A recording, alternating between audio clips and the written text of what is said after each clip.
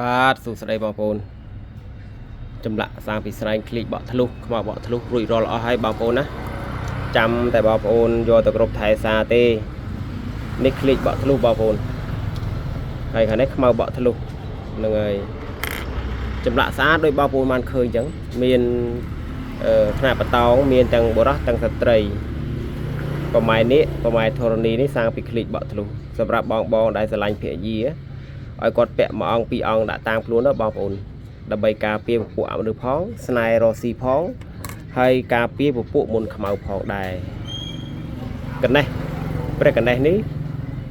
នៅសល់មួយអង្គនេះដែលបានធ្វើកិច្ចច្រើនដងហ្នឹងហើយចុះបងប្អូនឃើញទេស្អាតបងប្អូនស្អាតចឹងបងប្អូនស្រឡាញ់មាននិស្ស័យចូលសួរបានចូលសារបានបងប្អូនណាបាទ